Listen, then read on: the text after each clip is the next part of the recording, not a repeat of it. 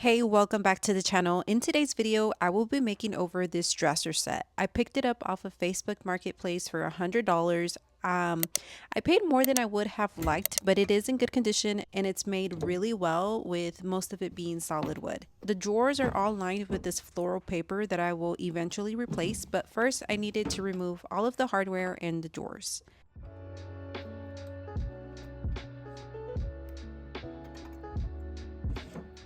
All of the drawers and slots were already numbered, so it was one less step that I didn't have to worry about.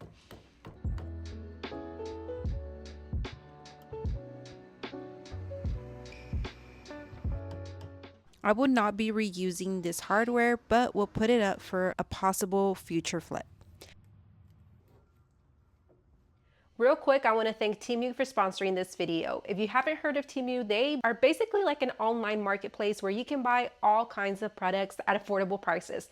I'm not kidding, they are extremely competitive with their pricing. They have so many categories to choose from, like home and kitchen, clothing, sports, electronics, you name it. Right now they are running a site-wide sale with up to 90% off, and they offer free shipping and free returns for up to 90 days. I am using several of their products in today's flip, like this handy magnetic wristband for only $3.48 to help me keep track of my screws when removing the hardware. And you can see here that even after removing all of the hardware from all of the drawers on this set that I'm working on, I still had plenty of room and it held all of my screws onto this one single wristband. Then I am able to take these screws and be able to secure them into a separate bag that I can put away to use at a later time, or that I can refer back to if I need to put them on this specific dresser at the end of the flip. So as you can see, it helps to really keep all of my screws in one single place without worrying about dropping or losing them by just simply placing them on top of the drawer like I used to before. Or this X-Acto knife set that comes with 3 separate holders that hold your blades, and it also, as you can see, comes with several different blades that are different shapes and sizes so that you have several to choose from at such a low price. At $3.98 that will help me get precise cuts on my drawer liners that I've used already on a previous flip. If you've ever had a hard time reaching into something to be able to remove a screw, like in between the sets of 2 different drawers because your drill is too big or your screwdriver is too big, this $3.48 flexible drill shaft makes it reachable. They're all made of quality materials, so they're going to last. So no matter what product you're looking for, be sure to check out TEMU first. Download the TEMU app today using the link down in the description and shop my code to get a $100 coupon bundle for free. Now back to the video. This is the first time trying this, but I decided to leave the doors on for when I move forward with painting. Since I removed the hardware, I needed a way to be able to still open and close them, so I added some tape down at the bottom so that I could pull from there. I gave both pieces a thorough clean with some soap and water, and just clean water afterwards to remove any residue. One thing I did not check when purchasing this dresser was that there was one drawer missing in the middle section behind the doors. I don't think it would have been a deal breaker for me, but I would have definitely have offered less than the asking price.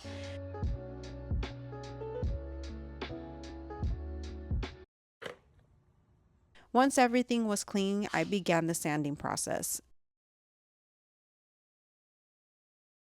I had already started to sand the tops down, and I got maybe like 20 minutes in, which isn't very far. And then I got an email update that my new sander is on the way. So I'm going to actually wait to sand the tops and the bottoms down because it's supposed to be here tomorrow. And I really want to try it out on these pieces specifically because I'm sanding down to bare wood to restain. Since I'm going to kind of push that to the side and hold off on that, what I'm going to do instead is I'm going to prep for my spraying, and then hopefully my primer is completely set. Hopefully by then my sander is in and I can start sanding these down before I move on to painting. Let's go ahead and start prepping. I started off by taping down the drawers for overspray, and then scuff sanded the bases, and then scuff sanded the drawer fronts. But now thinking about it, I should have scuff sanded first and then taped down the drawers. I really wasn't thinking ahead. I was just going with the flow, and sometimes when I do that, instead of really thinking things through, I end up doing things a little bit backwards.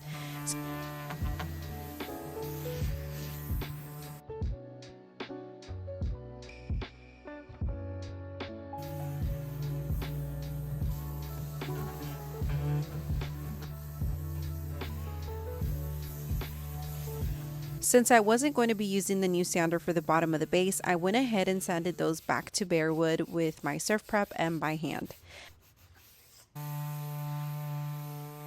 I pretty much just wasted a bunch of plastic and tape, but I'm okay with that because the excitement of this new tool that I just purchased is well worth the wasted plastic that I wasted. I told you that I ordered a new sander and it was supposed to get here tomorrow. Anyways, it got here sooner than I anticipated it. So instead of moving forward with priming and then leaving the sanding to the end, I'm just gonna go ahead and remove the plastic and move forward with the sanding, get as much of the sanding as I can get done today, so that way I can just prime, paint, seal everything the way I normally would instead. So the Festool that I purchased is the ETS 125 REQ Plus. They've got so many options to choose from. Ultimately, I decided that that was the best option for me, and I'm really excited to try it out. I will definitely have to play around more with this new sander, but I already can feel the difference in the quality compared to the rigid one I've always used. It really made sanding a breeze, and I was very impressed with how little I felt the vibration on my hand. So even after just one use, I really feel like it was totally worth it. But even with a good sander, I was starting to believe I should have maybe stripped and then sanded, because sanding the top was just not giving me the results I was wanting. I didn't have any of this issue with all of the solid wood parts like surrounding the top or the bottom base. I decided to do a paint wash anyway to try and see if the finish was as bad as I thought, and it definitely proved that it really was that bad. So in a last effort to try and remove the last bit of original finish off of the top, I added a stripper. Even if the stripper did not remove the last of the finish, it would, I guess in my mind at least, raise the grain enough to be able to sand it off once it was dry. But after removing the stripper, sanding it once it had dried completely, and even scraping some of it, it just wasn't enough. It wasn't doing what I needed it to do.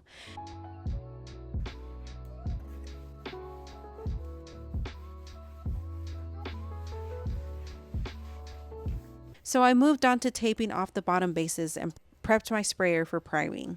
I'm using Kiehl's restoration formula, which is supposed to be like a water-based formula with oil-based capabilities. And this clip here just goes to show how my year is starting off. It's been quite a hot mess.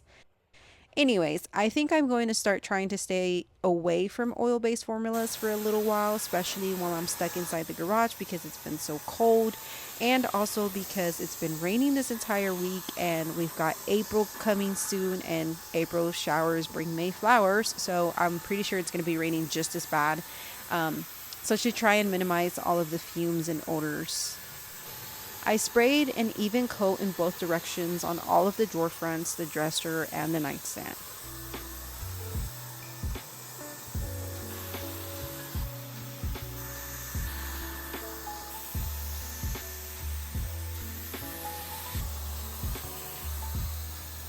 After the first coat was completely dried, I came back and lightly sanded before spraying the second coat.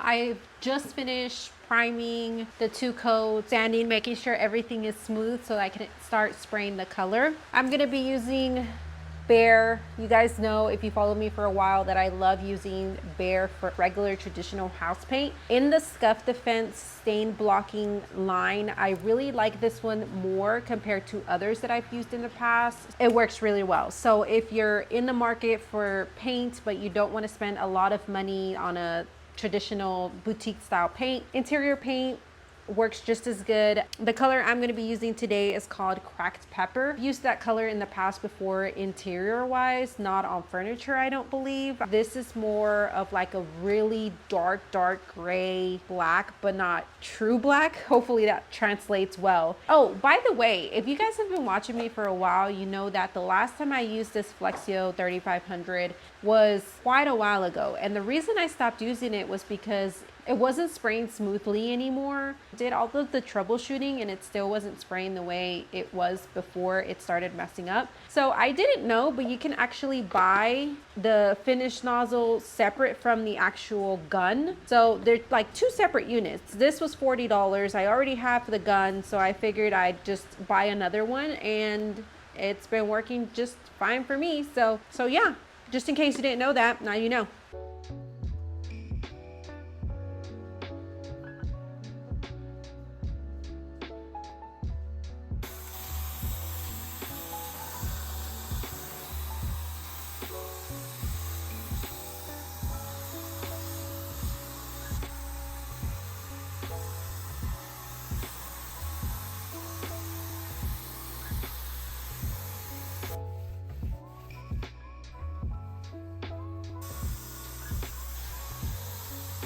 I'm ready to start spraying my top coat, but before I do that, I want to empty as much of the paint as I have in here into one of these little glass jars. I always sand a little glass jar with extra paint for whoever buys it to be able to touch up little surfaces. I also do, ever since I discovered them from Dwell, I send home also one of their little touch-up pen kits. And those are so cool. I can't believe I didn't know about those before. Now, I don't know if they are the only ones who offer it or if there's other brands that offer it, but I love them because it makes it even easier for them to be able to touch up any areas without having to go and buy additional supplies like a brush set or anything like that. I don't have very much paint left in here, which is why I wanted to put what I needed into this glass jar and set that aside for when I'm ready to post and sell it. I'm gonna take this extra paint and I'm gonna empty out the rest of it back into the can. I have maybe less than a quarter of a can left, so one can was definitely enough. What I've realized over time, when I start collecting too many of those cans, they just sit there and I don't do anything with them.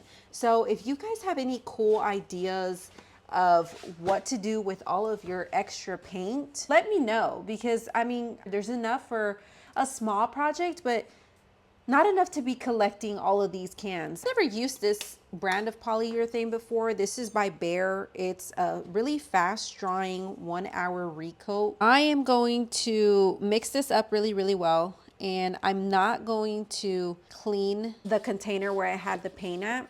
I'm just going to leave whatever paint is still in here and pour my poly right into there. The reason for this is I'm just trying to tint this poly so that it's not so hazy on the finish, and I make sure that I don't get any of that haziness that you can get with a poly when you're working with a darker color. And I'm gonna stir this really well. I will have to adjust the settings on the gun before I'm able to spray it, because poly is a lot thinner than regular paint. Otherwise, we'll have a dripping mess everywhere. So let's go ahead and start spraying. I'm ready to seal this baby up.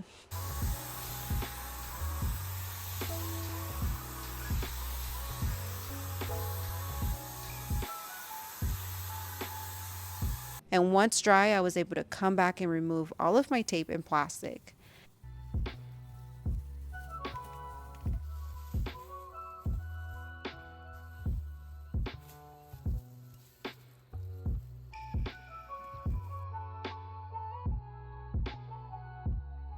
Since the drawers did not have slides, I made sure to add plenty of wax to the sides so that the drawers could slide in and out with ease.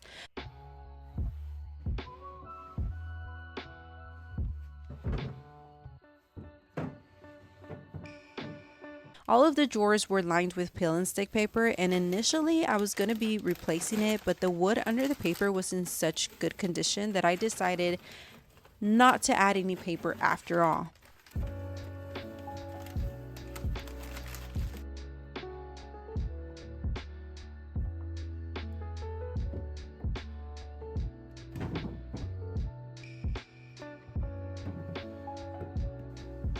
Once I added all of the new hardware, I came back and added my favorite wood conditioner to help condition the inside of the drawers since they looked so good.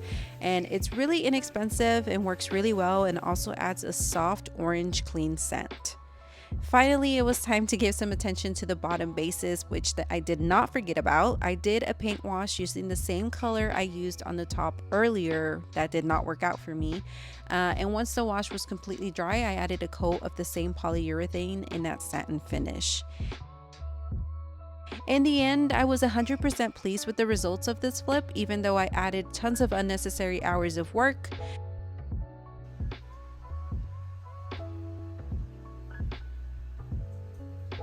This year just seems to have started off to a rough start for me, but I'm glad I've been able to still follow through and be content with the results I've created. Sometimes flipping isn't always a breeze, and the last couple of flips have reminded me of that. So if you're also going through a rough patch in your flipping journey, which most of us sometimes go through, not all of us, but some of us, be patient and stick with it. I love y'all, be kind, and I'll see y'all next week. Bye.